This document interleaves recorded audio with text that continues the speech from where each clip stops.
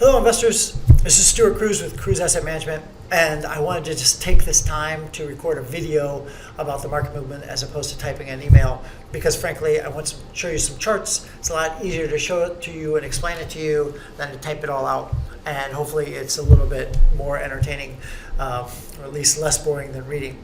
So we'll start off here with a S&P 500. We have a chart right now of this.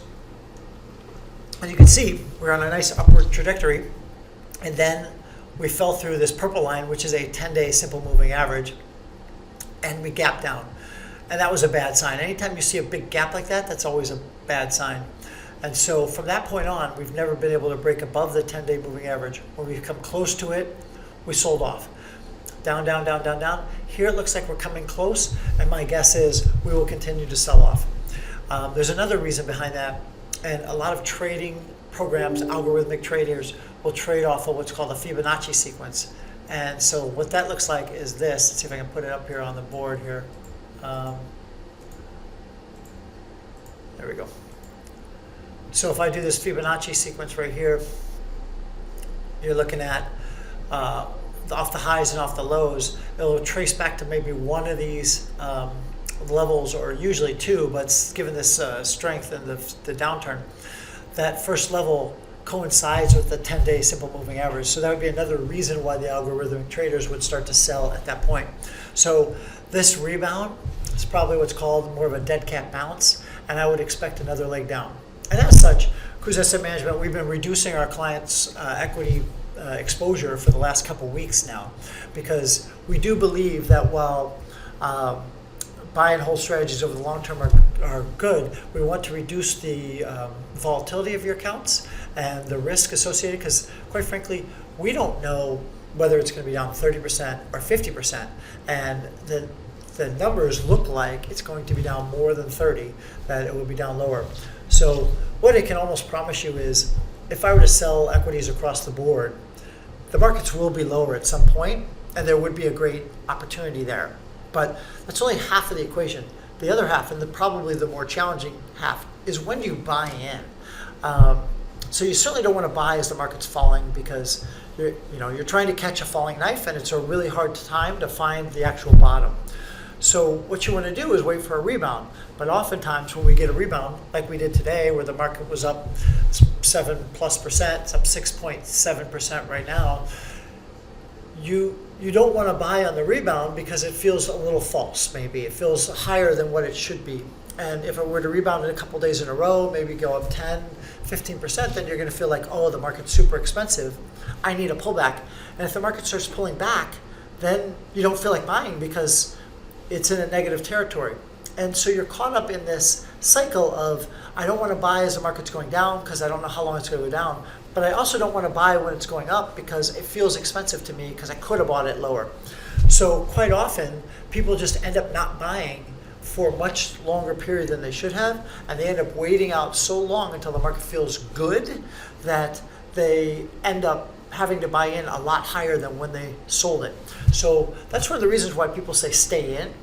That said, here at Cruz Asset Management, we look at the data, and we'll be watching the data and looking for a variety of signals and indicators to say when might be a good time to go into the market, because the S&P 500 or the stock market looks forward. It looks to the future. It's not trying to determine what's going on now. It's trying to determine what's going to happen in the future. What's the most likely outcome then? It's a forward discounting mechanism. So usually the S&P 500 bottoms out well before you start feeling good. So one strategy might be you start buying a little bit now, a little bit later, and we can talk about that a little bit. So we're going to be looking at the data. Right now, the data says stay out for now, but when we do decide to get back in, I'm going to guess it's not going to feel that great. You're still going to have a lot of headline risk. There's still going to be a lot of deaths, even a lot more deaths than we have now. So it may not be the best feeling of a time when to get back in, but it'll probably be much more likely a better time than waiting until you feel good. It'll be much better for your future. So let's talk about some of these kind of signals that we're looking at. So if I were to first look at the S&P 500, this is a 10-year chart of the S&P 500. And I'm going to adjust this to drawdowns. And so here's a 10-year chart of the drawdown, but here's a maximum chart of the S&P 500. And you can see over time that here we're down about 30%. Post-financial crisis, we're down 52%. Post-dot-com crisis, 45%. We've had these kind of pullbacks every 10 years or so. So it almost shouldn't be a super surprise that we have it. The question is, what's this one going to be? Is it going to be 30% or 50%? And if we look at how the U.S. recessions have happened in the place, they seem to be a little bit more sparse recently. But we've had a couple big drawdowns right in the middle of recessions, and I guess not some big drawdowns in some of these other recessions. But on average, it seems like more recently when you've had a recession, there's an average drawdown of much more than 30%. So given where we're at, given the technicals, given the steepness of the decline, we believe that there's going to be a more of a drawdown. But what I will tell you, and I've had people say, hey, if I have some money on the sidelines, is now a good time to get involved? Now is not bad.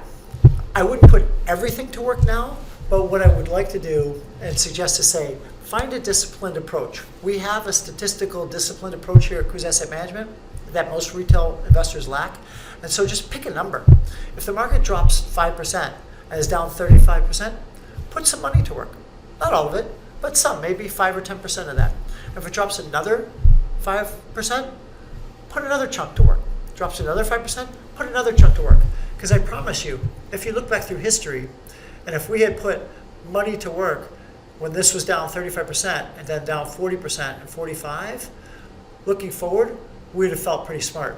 Same thing during the post-financial crisis. Even if we'd start putting money to work at 35% down, 40, 45, and 50, you had to withstand a few months of pain. But then after that, you really reap the rewards of cost averaging in. And that's been the case every single time throughout history. So there doesn't seem to be a reason why this case would be any different. So if you do have money on the sidelines, go ahead, pick a number, 35, 5% more down. Buy in some and continue to buy in over time.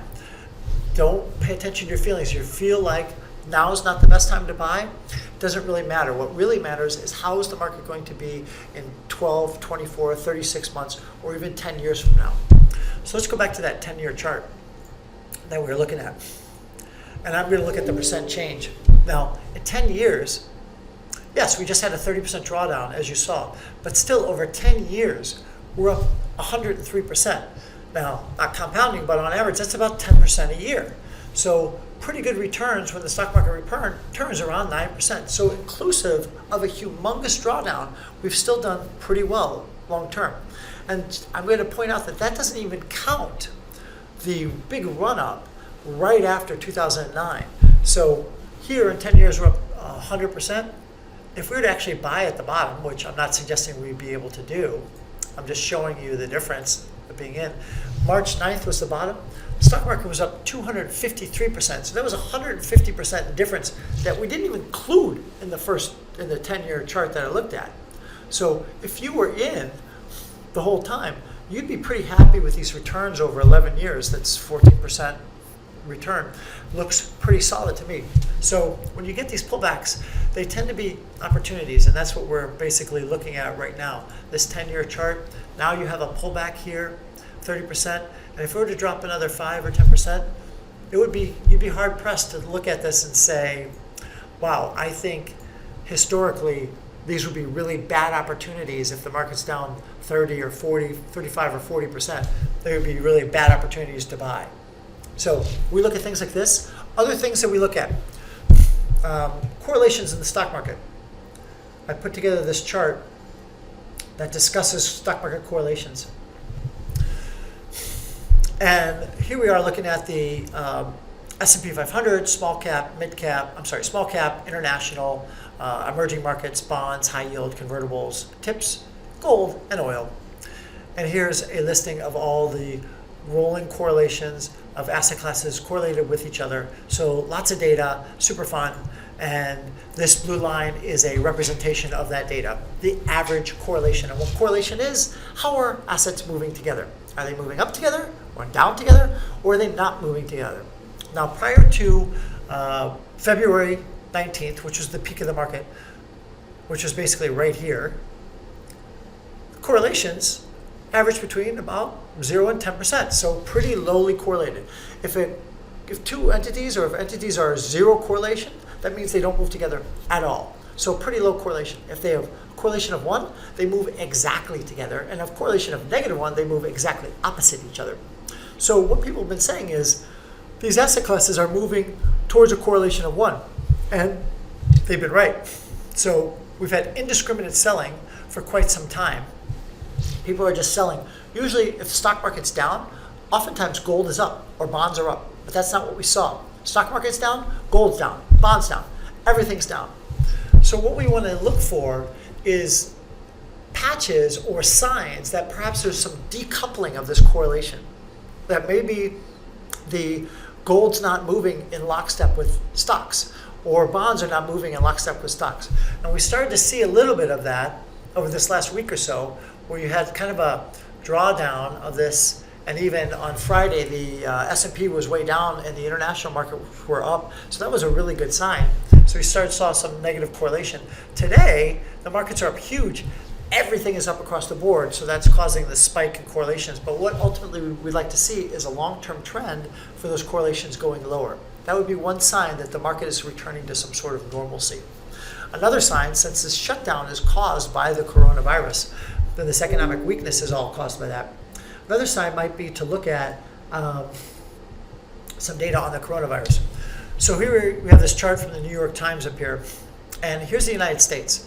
And we're on a trajectory where we double every 3 days. Our deaths double every 3 days. So 534 deaths doubles to 1,000 deaths roughly in 3 days, doubles to 2,000 deaths 3 days after that, and 4,000 deaths right after that.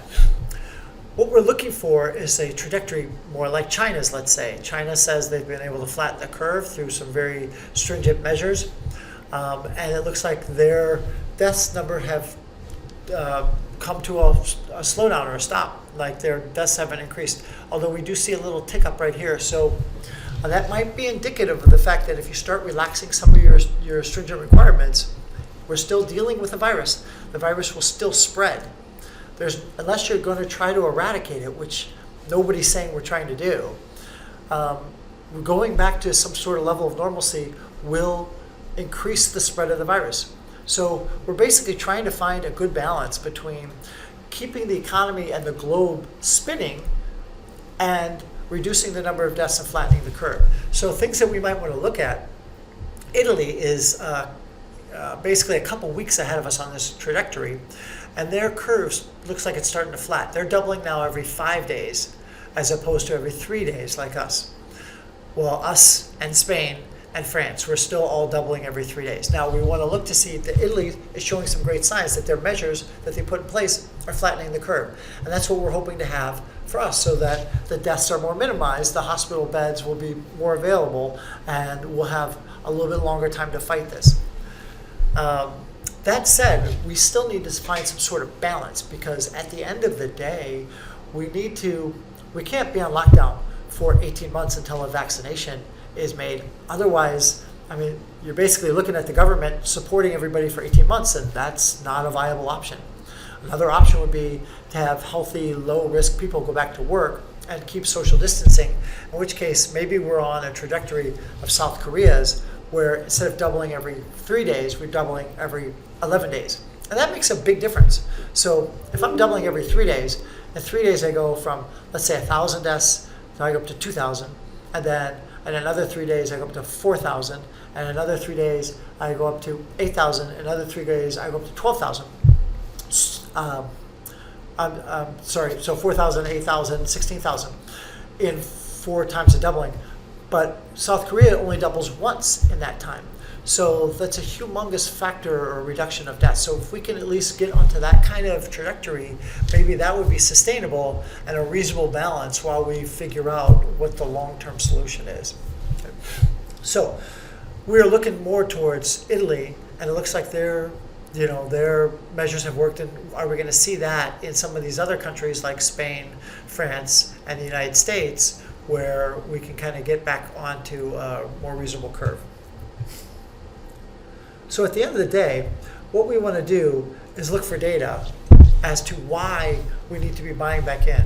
And if this market ends up dropping down to here and we see some retesting of the lows, some bottoming out, some better data, then even though the death rate's probably going to increase, like in 3 days from now, the death rate in the United States might be over 1,000. And in another 3 days, by the end of the week, it could be at 2,000. And it might feel really horrible. And the market might continue to drop, which might be exactly the time that we start buying in, or at least start taking some nibbles, because the numbers say long term, if you're buying on these dips and these drops, that if we're looking out 5 or 10 years, like we are for your future, that your returns are going to be amazing, like they were post 2009. Instead of just getting 10% returns a year, we might be getting, 15% returns a year. So that makes a humongous difference.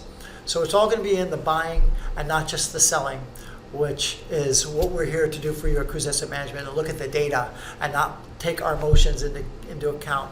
We put those to a side and we do what's best for you and our family of investors here at Cruise Asset Management. Thanks for listening, and I look forward to making more videos on as the data continues to evolve.